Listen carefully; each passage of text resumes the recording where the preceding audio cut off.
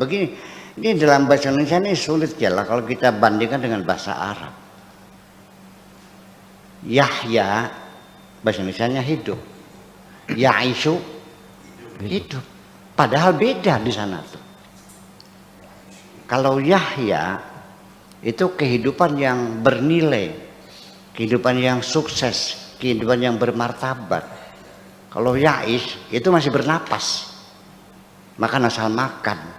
Kalau binatang itu Ya'ishu, kalau manusia itu Yahya. Makanya ketika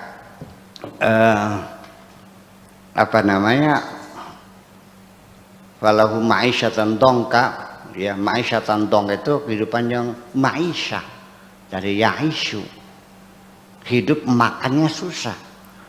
Tapi kalau Yahya kehidupan bermartabat, la yamutu fiha wala yahya, mati tidak, hidup pun tidak. Masih bisa makan, bisa, tapi enggak hidup. Tidak Yahya, dia Ya'ish, sekedar hanya makan. Hidupnya hanya seorang babu di Jakarta yang tiap hari ditamparnya sama majikannya, yang penting asal makan, hidupnya hina. Itu Ya'ish. Tapi kalau hidup Yahya, ya seperti kalian punya martabat, punya harga diri. Ya kan begitu. Makanya wala nuhyiyannahum hayatan thayyibah, hayat itu hidup. Jadi beda antara hayat dengan ma'isyah. Yahya dan Ya'ish bahasa Indonesia nggak ada. Terus gimana? Nah di situ sehingga sense of language itu nggak tersentuh, ya kan? Itu terbanyak sekali dalam Al-Quran kalimat ya la yamutu fi bala yahya hayat dunya, hayat itu kehidupan dunia, bukan ma'isyat dunia, tapi hayat dunia yang terhormat. Ya. Dalam bahasa daerah ada manusia, ada wong. Ya kan, ada orang, ada manusia. Ya beda. Kalau orang mah ya dari sisi makannya, minumnya, beraknya, kentutnya itu adalah itu orang. Manusia kan yang bermartabat. Nah, saya kira menjadi hal yang perlu kita catat bahwa kita sendiri masih perlu berjuang banyak ya untuk membangun bahasa Indonesia yang kita cintai ini. Tidak usah menyalahkan, memang begitulah ya sementara. Jadi ketika ungkapan-ungkapan dalam bahasa asing yang lebih tua umurnya itu tidak bisa ditranslate dalam bahasa Indonesia, ya itulah kondisinya. Jadi bagaimanapun juga sering menimbulkan kesalahpahaman sama-sama itu.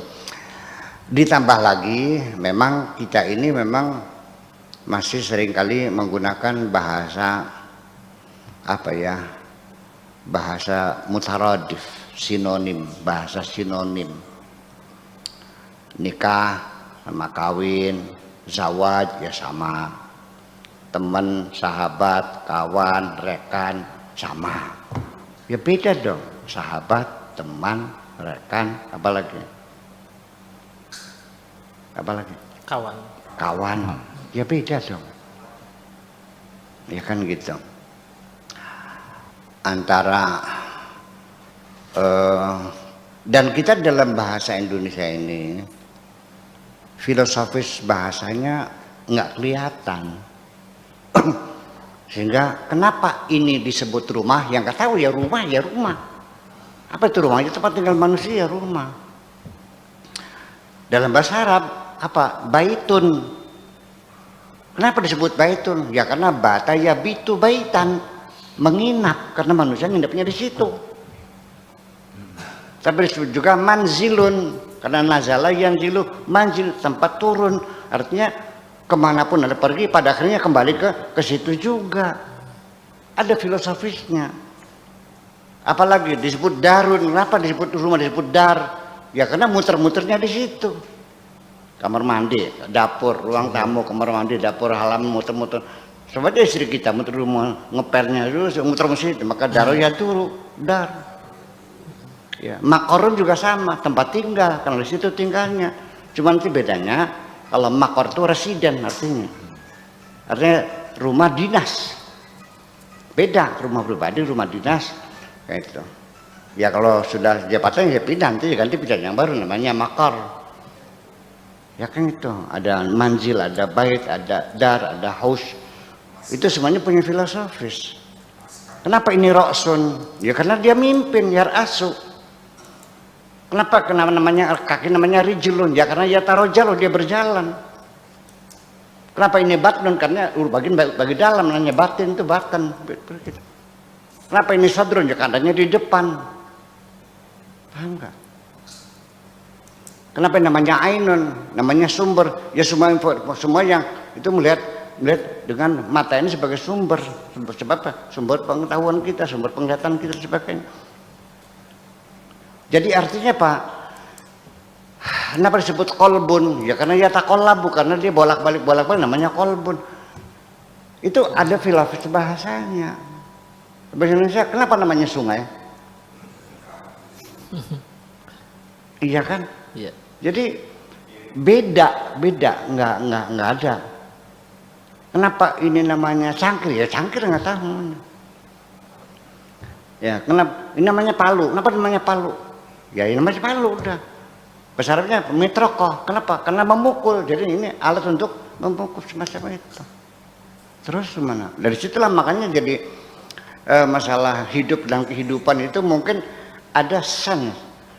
Cuman ya ketika dalam bahasa Indonesia ada mentok akhirnya. Ya karena tidak ada pepadan yang ya isu mana, yang Yahya, yang mana semacam itu. Saya kira seperti itulah kira-kira. Jadi ketika kita untuk mengungkapkan perasaan, ini juga di sini ada satu masalah di bait berapa tuh? Saya ini punya kesulitan untuk apa? Tidak bisa terkomunikasikan ya. Coba. Ingat enggak? Ini kita ini gitu.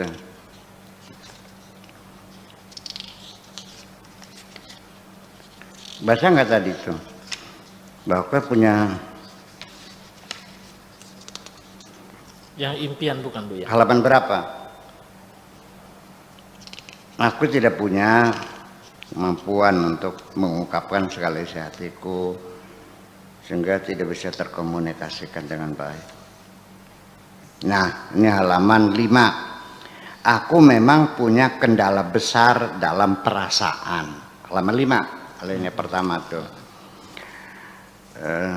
Yaitu aku mengalami kesulitan untuk menguraikan perasaanku kepadamu secara tuntas. Jadi salah satu sebabnya itu tidak terhubung cinta itu karena sering miskomunikasi. Ini maksudnya. Ini nanti bisa di satu bab dalam novel gitu. Komunikasinya apa, sehingga mungkin banyak hal yang tidak terkomunikasikan dengan baik gitu. Jadi dia mengakui saya punya kelemahan tidak bisa berkomunikasi ya kan semacam itu. Bagaimanapun juga banyak terjadi pertengkaran antara kita karena miscommunication, karena kesalahpahaman, kurang paham, kurang jelas, ketersinggungan, nggak tuntas gitu tuh. Nah ini mesti kita sadari bahwa komunikasi kita dengan bahasa Indonesia ini sangat memungkinkan sampai dalam pasal-pasal undang-undang saja itu menjadi rumit, penafsirannya yang berbeda-beda. Berbeda dengan bahasa Inggris, bahasa Perancis, bahasa-bahasa kuno yang lainnya. Mereka lebih jelas. Nah sekarang itu perlu dicermati. Nah makanya di dalam kita bersastra pun juga jangan dikira kita tidak mengalami kesulitan. Banyak yang saya rasakan ketika ingin saya tuliskan menghadapi kesulitan bagaimana menyampaikannya.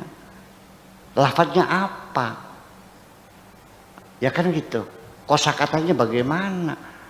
Ya kan akhirnya. Jadi sebetulnya bisa ukurnya 20 cm selesai, ini terpaksa diputar-putarnya 2 meter akhirnya.